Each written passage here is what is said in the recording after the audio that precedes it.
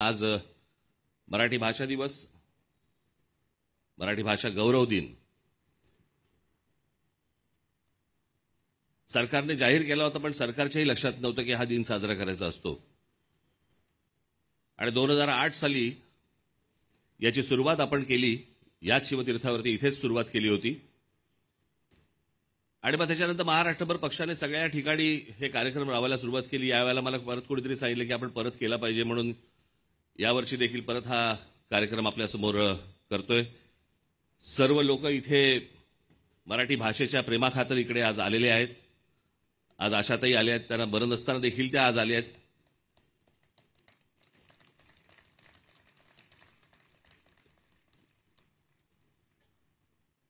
इतर सर्व माझे पत्रकार मित्र, इतर सर्वच जे तुम्हाला आता काही नावं सांगायची गरज नाही, सगळ्यांना माहिती आहेत.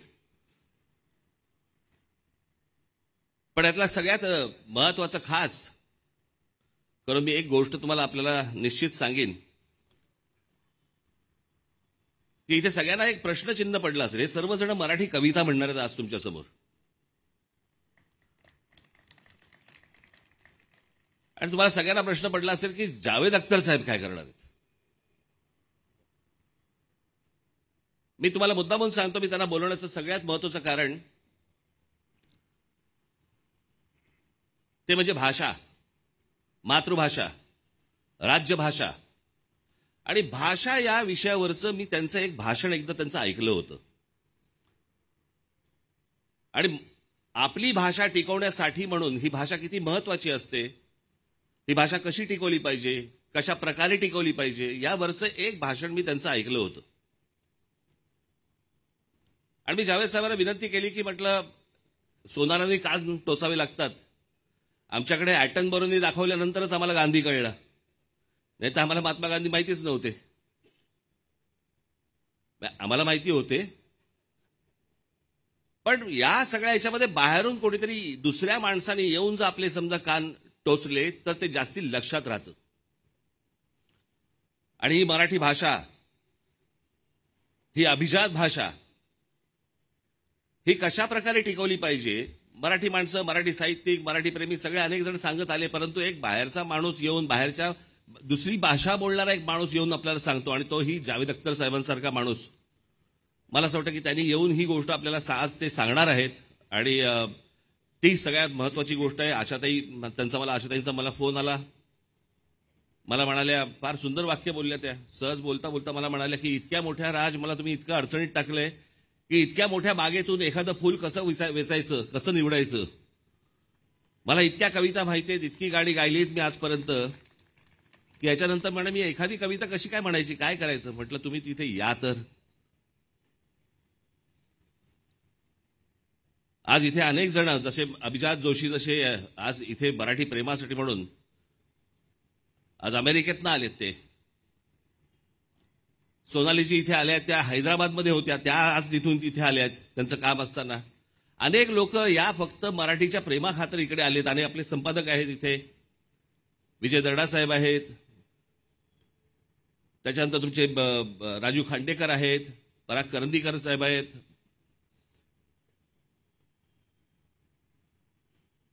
अनेक लोक आले इथे. नागराज मंजुळे आहेत, महेश मांजरेकर आहेत. मला असं वाटतं मी थोडा 1 मिनिट जर उलटा झालो तर मी सगळ्यांची पटकन नावं घेऊ शकेन. पण ही सगळीच मंडळी एका मराठी भाषेच्या प्रेमाखातर आज इकडे आलेली आहेत. कोणाचं नाव राहिलं असेल तर मला माफ करा. मी अगदी थोडक्यात आटपणार आहे, कारण वेळेचं बंधन आहे. प्रत्येकाला कविता म्हणायची आहे, प्रत्येकाला सांगायचं. आशुतोष गोवारीकर इकडे आलेत, त्यांच्या मुलाचं लग्न आहे, सगळं त्या लग्नामध्ये ते अडकलेले आहेत. पण ते मराठी भाषा या गोष्टीसाठी आधी लगीन कोंडाण्याचं, मग रायबाचं, तर त्याच्यामुळे ते त्याच्यानंतर ते कामाला लागतील. ही भाषा टिकवणं, या भाषेसाठी आजपर्यंत पक्ष म्हणून मी, माझे सर्व सहकारी, अनेक याच्यासाठी आंदोलनं झाली, अनेक गोष्टी आपण टिकवत आल्या, केल्याही अनेक गोष्टी. ते अर्थात त्या काही गोष्टी सांगायचं हे व्यासपीठ नव्हे, पण भाषा ही खूप महत्वाची आहे, कविता ही खूप महत्वाची आहे. येणाऱ्या पुढच्या पिढ्यांनी आपल्या जुन्या कवींनी काय काय लिहून ठेवलेलं आहे ते म्हणतात ना, जो न देखे रवी वो देखे कवी. या कवींनी काय काय गोष्टी मांडून ठेवलेल्या आहेत. आज काळानुरूप अनेक गोष्टी बदलत आहेत. भाषा बदलते, कविता बदलते. मी मध्यंतरी ऐकलं कोणाकडनं तरी की लहानपणीची आपली लहान मुलांची कविता होती, चिवताई चिवताई दार उघड. आठवतं ना? ती बदलली आता. असं म्हणतात की कावळा येतो, म्हणतो चिवताई चिवताई दार उघड. आतून चिवताई म्हणते आज नको, हे घरी येत.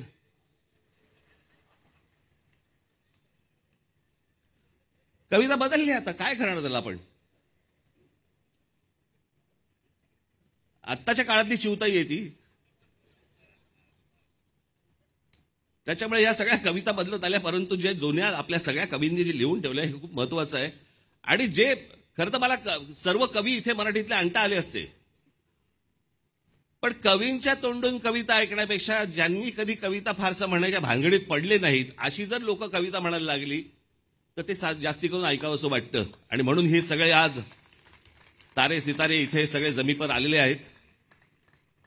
मी सर्वांचे मनापासून मी आभार मानतो की आज आपण सगळेजण इकडे आलात.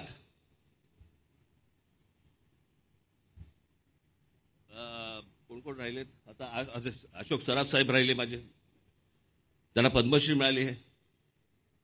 डायलॉग खूप बोललेत, कविता पहिल्यांदा म्हणणार आहेत. माझ्याकडे ते मगापासून एक तास तिरक्या नजरेने बघतात की तू का आणलंयस मला इथे आणि का बोललेस तू मला इथे. अनेक लोकांना इकडे धाकधूक आहे, मी कशी कविता म्हणणार आहे, काय म्हणणार आहे. परंतु मला असं वाटतं की ही सगळी लोक ज्यांच्याकडे लोक अगदी ज्यांना आयडॉल म्हणून बघतात, अशा लोकांनी ज्यावेळेला येऊन कविता म्हटल्या तर ते मला असं वाटतं पुढच्या पिढीसाठी खूप महत्वाचं आणि उपयुक्त ठरेल. याच्यासाठीचा हा कार्यक्रम आहे. आपण सर्वजण जाताना इथे पुस्तक प्रदर्शन लागलेलं आहे. मराठीतले सर्वच जवळपास पुस्तकं इथे आज आलेली आहेत,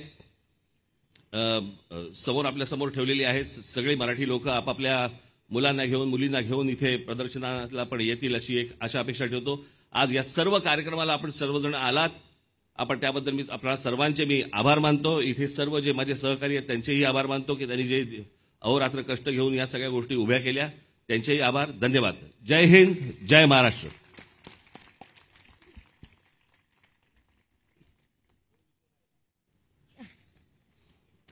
मूळ विषय राहिला. मीच कविता नाही म्हटली तर कसं होईल. ही कविता, याला कविता म्हणायचं, काव्य म्हणायचं, काय म्हणायचं मला कल्पना नाही. आता थोड्या वेळातच मला असं वाटतं इथे रितेश देशमुख येतील.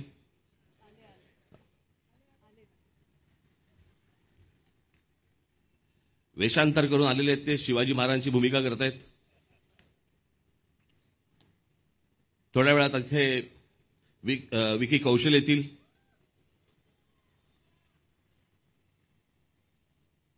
म्हणजे दोघे ज्यांनी एकाने शिवाजी महाराजांची भूमिका केलेली आहे ते महेश मांजरेकर इकडे बसलेले आहेत, एक करणार आहेत ते इथे बसलेले आहेत, आणि संभाजीच्या भूमिकेतले विकी कौशल आता थोड्या वेळातच इकडे येणार आहेत. आज मी जे काही काव्य निवडलेलं आहे हे कदाचित तुम्ही ऐकलं नसेल असं मला वाटतंय. ऐकलं असेल तर आनंदच आहे. पण बाबासाहेब पुरंदरे लिखित राजा शिवछत्रपती याच्यामधलं हे काव्य आहे. बहुधा हे बाबासाहेबांनीच लिहिलंय. छत्रपती शिवाजी महाराजांना उद्देशून लिहिलेलं आहे. आणि त्याच्यामध्ये बाबासाहेबांचं म्हणणं ते लिहित असताना, ते महाराजांविषयी बोलताना, महाराजांकडे बघताना ते म्हणतात की काय समजू आम्ही तुला, कोण आहेस कोण तू. आणि ती कविता आहे, त्याचं शीर्षकच आहे कोण तू रे कोण तू. मी आपल्यासमोर सादर करतो की कोण तू रे कोण तू, कालिकेचे खडग तू की इंदिरेचे पद्म तू, जानकीचे अश्रू तू की उकळता लाव्हाच तू, खांडवातील आग तू की तांडवातील त्वेष तू, वाल्मिकीचा श्लोक तू की मंत्र गायत्रीच तू, भगीरथाचा पुत्र तू की रघुकुलाचे छत्र तू, मोहिनीची युक्ती तू की नंदिनीची शक्ती तू, अर्जुनाचा नेम तू की गोकुळींचे प्रेम तू, कौटिलाची आण तू की राघवांचा बाण तू, वैदिकाचा घोष तू की नीतीचा उद्घोष तू, शारदेचा शब्द तू की हिमगिरी निशब्द तू, की सतीचे वाण तू वा मृत्यूला आव्हान तू, शंकराचा नेत्र तू की भैरवाचे अस्त्र तू, की ध्वजाचा रंग तू वा बुद्धीचा श्रीरंग तू, कर्मयोगी ज्ञान तू की ज्ञानियाचे ध्यान तू, चंडिकेचा क्रोध तू की गौतमाचा बोध तू, तापसीचा वेश तू की अग्नीचा आवेश तू, मय सभेतील शिल्प तू की नवसृष्टीचा संकल्प तू, द्रौपदीची हाक तू प्रलयंकराचा धाक तू, गीतेतला संदेश तू आणि क्रांतीचा आदेश तू, संस्कृतीचा मान तू आणि आमचा अभिमान तू. धन्यवाद.